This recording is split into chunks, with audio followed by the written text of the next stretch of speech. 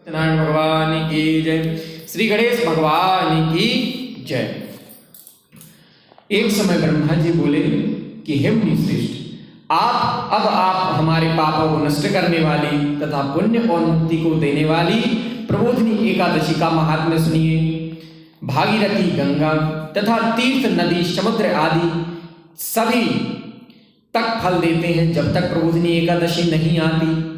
अर्थात देखिए, जब तक फल देते हैं जब तक प्रबोधिनी एकादशी नहीं आती, यानी कि जो 4 महीने होते हैं, इन 4 महीनों को चतुर्मास कहलाते हैं।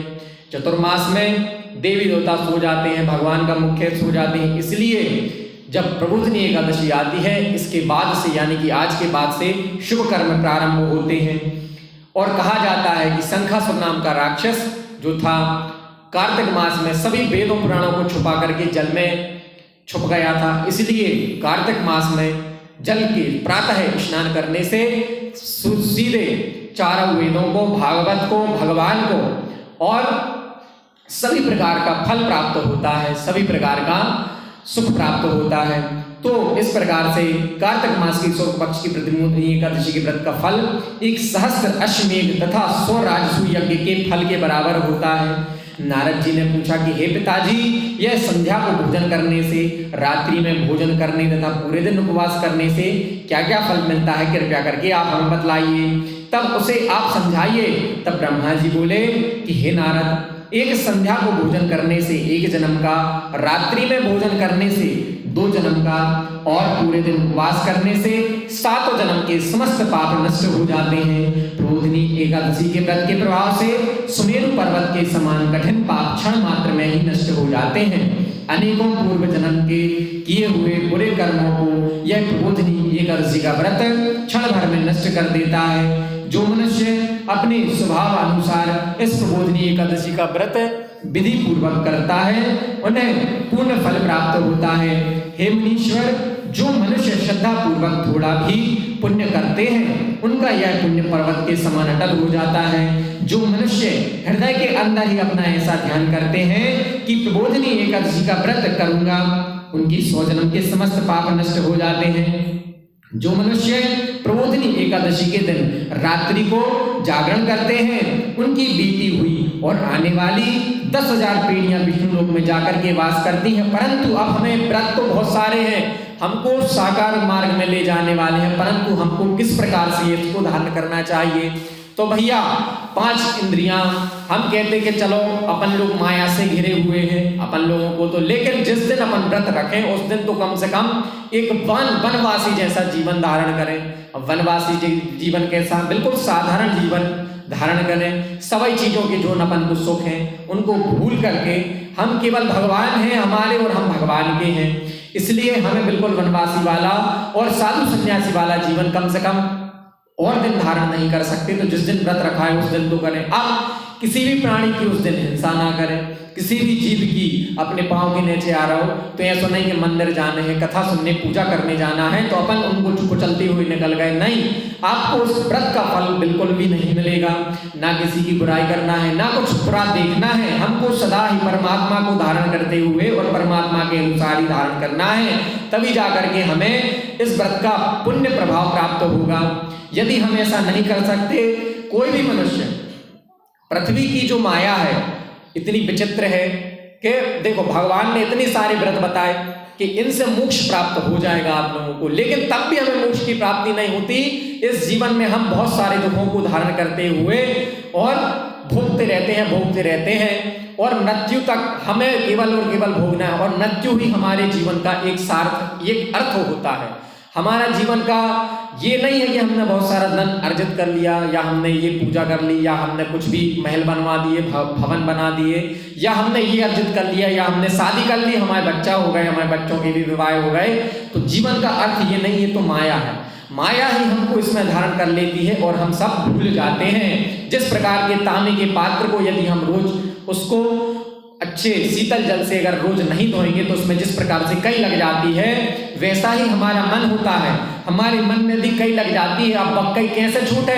तो बक्कई इसलिए छूटेगी कि हमें रोज वेदों का अध्ययन करना चाहिए, साधु संतों का ध्यान करना चाहिए, उनके जो बताए हुए मार्ग रहते हैं उनके अनुसार हमको चलना चाहिए, भागवत का श्रवण करना चाहिए। तभी हमारे जो मन में जो माया रूपी कई लगी हुई है वो धीरे धीरे निकल करके हमें भगवान के समीप ले जाएगी, नहीं तो हम माया में ऐसे ही फंसे रहेंगे। अब पितृ विष्णु लोक में सुख भोगते हैं और ब्रह्मा जी कहते हैं कि ब्रह्म हत्या आदि महान पाप भी प्रबोधिनी एकादशी का व्रत करने से धुल जाते हैं। एकादशी के दिन रात्रि को जागरण करने का फल अश्वमेघ आदि के यज्ञों के फल से अधिक होता है। समस्त तीर्थों में जाने तथा गौ, स्वर्ण, भूमि आदि के दान का फल कार्तिक मास की शुक्ल पक्ष की प्रबोधिनी एकादशी की रात्रि के जागरण के फल के बराबर होता है।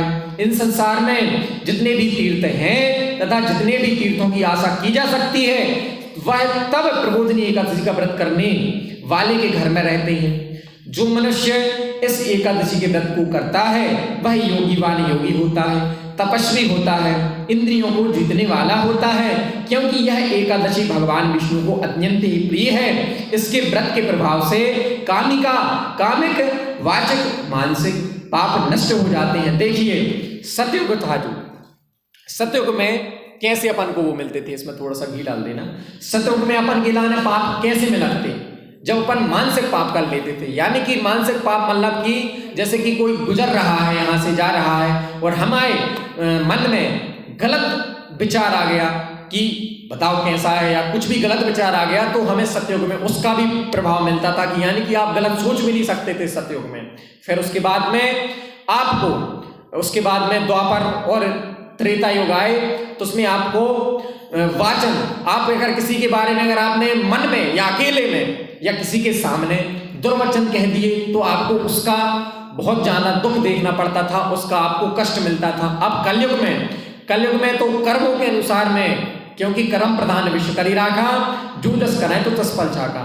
इस कलयुग में केवल और केवल चलो ठीक है, भगवान ने कही कलयुग की प्राणी इतने रहे कि भैया सोचे तो वे गंदोई, लेकिन चलो हम कहते उनको भी उन्होंने मिले, बोले तो वे गंदोई, लेकिन चलो उनको भी उन्होंने कष्ट नहीं मिले, लेकिन कर्म तो भी अच्छे करें। हम कहते बोलत और सोचत कैसा भी रह रहे हैं, लेकिन कर्म भी अच्छे करें तो भगवान को उसी के अनुसार से उनको अपन कर्म का प्रभाव से उनको दे देंगे। अब इस एकादशी के दिन जो भगवान की प्राप्ति के लिए दान, तप, होम, यज्ञ आदि करते हैं उन्हें अक्षय पुण्य मिलता है। प्रबोधिनी एकादशी के दिन भगवान की पूजा करने से बाल यौवन वृद्धावस्था की समस्त पाप नष्ट हो जाते हैं। इस एकादशी की रात्रि को जागरण करने का फल चंद्र सूर्य ग्रहण के समय स्नान करने के फल से सहस्त्र गुना अधिक होता है।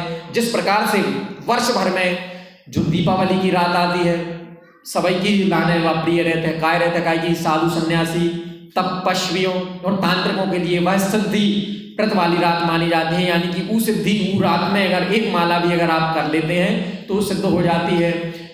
सूर्य ग्रहण रहते हैं, चंद्र ग्रहण रहते हैं, तो उसकी जो रात रहती है वो भी अघोरियों, तांत्रिकों और इनके लिए महान रहती है, क्योंकि इस समय में जो किया गया तप, दान, पुण्य रहता है वो अक्षय फल की प्राप्ति देता है। इसी प्रकार यह प्रबोधिनी एकादशी होती है। इस दिन भगवान की पूजा करने से वृद्धावस्था के समस्त पाप नष्ट हो जाते हैं। इस एकादशी की रात्रि को जागरण करने का फल चंद्र सूर्य ग्रहण के समय स्नान करने के फल से सहस्त्र गुना अधिक होता है। मनुष्य जन्म से लेकर के जो पुण्य करता है वह पुण्य प्रबोधिनी एकादशी के व्रत के पुण्य के सामने व्यर्थ है। इसलिए हे नारद, तुमको भी विष्णु पूर्वक, विधि पूर्वक से विष्णु जी का पूजन करना चाहिए। जो मनुष्य कार्तिक मास में धर्मपरायण होकर के अन्य व्यक्तियों का अन्न नहीं खाते उन्हें चंद्रायणन व्रत का फल मिलता है। कार्तिक मास में भगवान दान आदि से उतने प्रसन्न नहीं होते जितने कि शास्त्रों की कथा सुनने से प्रसन्न होते हैं। इसलिए कार्तिक महात्म्य में भैया कैसो भी बन के अपन जितनी भी श्रद्धा हो रही है साधु संतों के, महात्माओं के वचन सुनना चाहिए। कहे कि कौन सी बात में कल्याण छुपा हुआ है कोई नहीं जानता। एक बात में भगवान साधु सन्यासियों के तो राधे राधे में भी कल्याण छुपा रहता है, राधे राधे से भी कल्याण हो जाता है। तो कथा को थोड़ा बहुत पढ़ते या सुनते रहना चाहिए और उन्हें 100 गौ के दान का फल प्राप्त होता है। मनुष्य अपने कल्याण के लिए विष्णु भगवान की कथा सुनते हैं, वे अपने कुटुंब का उद्धार करके एक सहस्त्र गोदान का फल पाते हैं, क्योंकि भगवान विष्णु जी ही एकमात्र सृष्टि के संचालक हैं, जो सृष्टि का पालन पोषण कर रहे हैं। और भगवान जो विष्णु जी ही हैं, उन्हीं की कृपा से मनुष्य मोक्ष के जो द्वार पे हैं भगवान विष्णु जी ही हैं। अगर भगवान विष्णु जी चाहें तो मोक्ष की प्राप्ति हो सकती है।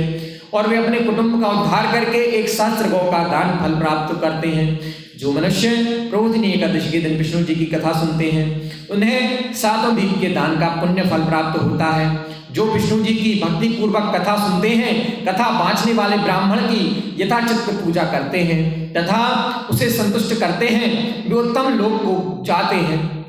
इस पर नारद जी बोले कि हे ब्रह्मा जी, जब आप एकादशी के व्रत का विधान कहिए और कैसा व्रत करने से कौन सा पुण्य होता है, वह भी हमें समझाइए। ब्रह्मा जी बोले कि हे नारद जी, इस एकादशी के दिन मनुष्य को ब्रह्म मुहूर्त में उठना चाहिए, नदी तालाब कुआं आदि पर स्नान करना चाहिए और व्रत का संकल्प, व्रत का नियम ग्रहण करना चाहिए। उस समय भगवान से विनय करनी चाहिए कि हे भगवान, आज मैं निराहार रहूंगा, दूसरे दिन भोजन करूंगा, इसलिए आप मेरी एक रक्षा करें। इस प्रकार विनय करके भगवान की पूजा करनी चाहिए और उस रात्रि को भगवान के समीप गीत, नृत्य आदि तथा कथा आदि से व्यतीत करनी चाहिए। प्रबोधिनी एकादशी के दिन कृपणता को त्याग करके बहुत से पुष्प, फूल, अगर धूप आदि से भगवान की आराधना करनी चाहिए। शंख के जल से भगवान को अर्घ्य देना चाहिए और इसका समस्त तीर्थदान आदि से करोड़ गुना फल प्राप्त होता है। जो मनुष्य पुष्प से भगवान की पूजा करते हैं, उनके सामने इंद्र भी हाथ जोड़ता है। कार्तिक मास में जो बिल्व पत्र से भगवान की पूजा करते हैं, उन्हें अंत में मुक्ति मिलती है। कार्तिक मास में जो मनुष्य तुलसी जी से भगवान की पूजा करता है, उसके 10,000 जन्म के समस्त पाप नष्ट हो जाते हैं। जो मनुष्य इस मास में श्री तुलसी जी के दर्शन करते हैं अथवा छूते हैं या ध्यान करते हैं, रोपण अथवा सेवा कार्य करते हैं, वे 1000 कोटि युग तक भगवान के घर में निवास करते हैं, भगवान के घर में रहते हैं। समस्त मनोकामनाओं को पूरा करने वाले भगवान कदम्ब पुष्प को देख करके अत्यंत प्रसन्न होते हैं।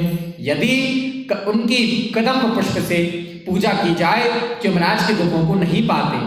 जो गुलाब के पुष्प से भगवान की पूजा करते हैं, उन्हें मुक्ति मिलती है। जो मनुष्य बकुल और अशोक के फूलों से भगवान की पूजा करते हैं, वे अत्यंत ही काल तथा शोक से रहित होते हैं।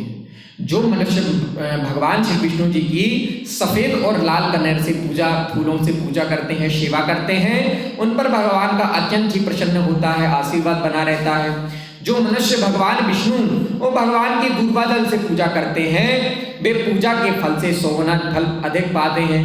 जो भगवान की समीपत्र से पूजा करते हैं, वे भयानक यमराज के मार्गों को सरलता से पार कर जाते हैं। जो मनुष्य चंपक पुष्प से भगवान विष्णु जी की पूजा करते हैं, वे आवागमन के चक्र से छूट जाते हैं। जो मनुष्य स्वर्ण का बना हुआ केतकी पुष्प भगवान पर चढ़ाते हैं, उनके कर्म जन्म के पाप नष्ट हो जाते हैं। जो मनुष्य भगवान के पीले और रक्त वर्ण कमल के सुगंधित फूलों से पूजा करते हैं, उन्हें श्वेत दीप में स्थान प्राप्त होता है। इस प्रकार रात्रि में भगवान की पूजा करके प्रातः काल शुद्ध जल की नदी में स्नान करना चाहिए। स्नान करने के पश्चात भगवान की पूजा करनी चाहिए। इसके बाद में पूर्ति के लिए ब्राह्मणों को भोजन कराना चाहिए, दक्षिणा देकर के मीठे वाक्यों द्वारा उनकी सभा करनी चाहिए।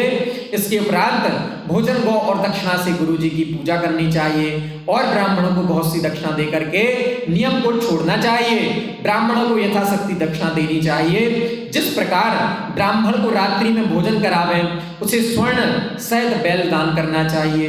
जो मनुष्य यात्रा स्नान करते हैं, उन्हें दही और स्नान दान करना चाहिए। जो मनुष्य फल की आशा करते हैं, उन्हें फल का दान करना चाहिए। तेल की जगह है घी और घी की जगह है दूध और अन्नों में चावल दान करना चाहिए। जो मनुष्य इस व्रत में भूमि शयन करते हैं, उन्हें सब वस्तुओं सहित शय्या दान करनी चाहिए। जो मौन धारण करते हैं, उन्हें स्वर्ण सहित तिल दान करना चाहिए। जो मनुष्य बालों को धारण करते हैं, उन्हें दर्पण दान करना चाहिए। जो मनुष्य कार्तिक मास में उपानह धारण नहीं करते हैं, उन्हें उपानह दान करना चाहिए। जो इस मास में नमक त्याग करते हैं उन्हें शक्कर दान देनी चाहिए, और जो मनुष्य नित्य प्रति देव मंदिरों में दीप जलाते हैं उन्हें स्वर्ण या तांबे के दिए को घी में और बत्ती स्नान करके दान करना चाहिए। जो मनुष्य चतुर्मास व्रत में किसी वस्तु को त्याग करते हैं उन्हें संपूर्ण प्रकार की सामग्री को दान में करना चाहिए और इस प्रकार से ग्रहण करना चाहिए। जो मनुष्य प्रबोधिनी एकादशी के दिन विधि पूर्वक व्रत करते हैं उन्हें अत्यंत ही सुख मिलता है और अंत में स्वर्ग की ओर जाते हैं। जो मनुष्य चतुर्मास व्रत को बिना किसी विघ्न के पूरा कर देते हैं उन्हें फिर दोबारा मनुष्य योनि में जन्म नहीं लेना पड़ता। जिन मनुष्य का व्रत खंडित हो जाता है वह नरक हो जाते हैं। जो मनुष्य इस एकादशी के महात्म को सुनता है, पढ़ता है, उन्हें उसे अनेक गौदान का फल प्राप्त होता है और इस प्रकार से हमारे एकादशी का व्रत धारण करना चाहिए। अब ऐसे ही भगवान की उद्यापन की विधि होती है। भगवान के उद्यापन की विधि में क्या क्या करना चाहिए, किस प्रकार की सामग्री लेनी चाहिए, तो उस दिन रेशमी वस्त्र धारण करें और सभी सापत्नी की जो स्त्री है तो पति के साथ या पत्नी है तो स्त्री के साथ में शुद्ध होकर के स्थान पर बैठे और पवित्र स्नान करते हुए मंत्रोच्चार विधि से यजमान के हाथ में, ब्राह्मण के साथ में अक्षत पुष्प सुपारी से और भगवान का स्वस्ति वाचन पुण्य है वाचन करते हुए संकल्प धारण करना चाहिए। गौरी गणेश षोडश मातृका नवग्रह मंडल इत्यादि का पूजन करते हुए संकल्पित क्रियाओं का संपादन करना चाहिए और सर्वतोभद्र मंडल ब्रह्मांडी देवताओं का आह्वान करना चाहिए। क्योंकि जो हमारे और व्रत है और व्रतों को तो हम अयानाशी शीघ्र सरल विधि से भगवान को उद्यापन कार्य कर लेते हैं, परंतु जो एकादशी की विधि है वह अद्भुत है, अपने आप में एक महत्वपूर्ण है और जो इस प्रकार विधि विधान के साथ में यह व्रत कर लेगा उसको जीवन मरण के चक्र से वह मुक्त हो जाएगा। अब भगवान की पुरुष सूक्त इत्यादि मंत्रों से लक्ष्मी जी सहित विष्णु जी का आह्वान करना चाहिए। अष्टकमल दल बना करके उन पर अग्नि, इंद्र, प्रजा, विश्वदेव, ब्रह्मा, वासुदेव, राम जी इत्यादि का आह्वान करना चाहिए। फिर चारों दिशाओं के और संपूर्ण रुक्मणी, सत्यभामा, जामवती, कालिंदी का आह्वान करना चाहिए। चारों कोणों में अग्नि क्रमशः शंख, चक्र गदा का आवाहन करना चाहिए। कलश के आगे गरुड़ जी का आवाहन करना चाहिए और इत्यादि करते हुए षोडशोपचार विधि से उनका पूजन करना चाहिए। सर्वांग शरीर का पूजन करना चाहिए, नमस्कार करना चाहिए। धूप दीप नैवेद्य से, तांबूल के फल से, यानी कि भगवान को नैवेद्य दिखाइए, तांबूल फल दिखाइए और पान चढ़ाइए इत्यादि से करने से भगवान प्रसन्न होते हैं। पात्र में जलधार, नारियल, अक्षत, फूल, चंदन, सोना रख करके घुटनों के बल बैठ करके भगवान की पूजा करना चाहिए और उनको अर्घ देना चाहिए। और दूसरे दिन यजमान आचार्य सहित नित्य क्रिया करते हुए उसके पश्चात में पवित्र होकर के मंत्रों का पाठ करके हवन संकल्प इत्यादि करें और आवाहित देवी देवताओं को पंचोपचार से पूजन करें और 16 मंत्रों से, पुरुष सूक्त के 16 मंत्रों से हवन करें और आवश्यकता अनुसार केवल घी का हवन भी अत्यंत उच्च होता है। अग्नि की प्रदक्षिणा करें। 11 ब्राह्मणों को केशवादी, 12 देवताओं को स्वरूप मान करके उनका पूजन करें। 2 कलश दक्षिणा धन सहित इत्यादि हो करके वस्त्र से युक्त करके उनको दान में देवें। प्रधान पीठ पर बैठा करके कल्पित केशवादी से देवताओं का उत्थान करके आचार्य को दान में देवें। आचार्य वैदिक और मंत्रोत्तर जल छिड़के अग्नि की पूजा करें, फिर प्रार्थना करें, विसर्जन करें। ब्राह्मणों को भोजन करा करके दक्षिणा सहित तांबूल के स्वयं पर सपरिवार इष्ट मित्रों सहित उनका भोजन कराना चाहिए और विधि पूर्वक ऐसा करने से उन भगवान एकादशी की पूजा पूर्ण होती है। बोले श्री लक्ष्मी नारायण भगवान की जय, श्री गणेश भगवान की जय, उमापति महादेव जी की जय। क्योंकि एकमात्र जब भगवान महर्षि भृगु जी ने सोचा कि तीनों सृष्टि में कौन से देवी देवता प्रसन्न हैं, कौन से देवी देवता सबसे श्रेष्ठ है, तो इसका बात का पता लगाने के लिए नारद जी ने कहा कि आप बता सकते हैं कि कौन से देव श्रेष्ठ हैं। तो उन्होंने कहा कि नहीं। तो इस बात का पता लगाने के लिए सबसे पहले भगवान ब्रह्मा जी के पास गए। ब्रह्मा जी ने कहा, ब्रह्मा जी तपस्या में लीन थे तो ब्रह्मा जी उनका उत्तर नहीं दे पाए और ब्राह्मण देव वहां से खाली हाथ लौट आए। तो इससे उनको बहुत दुख हुआ। तो भगवान ने भी कह दिया कि भगवान ब्रह्मा जी तो ऐसे ही है, ब्रह्मा जी की पूजा नहीं हुई है कहूँ पे भी। अब ब्राह्मण देव कैलाश पर्वत पर पहुंचे, वहां पर महादेव जी को देखा।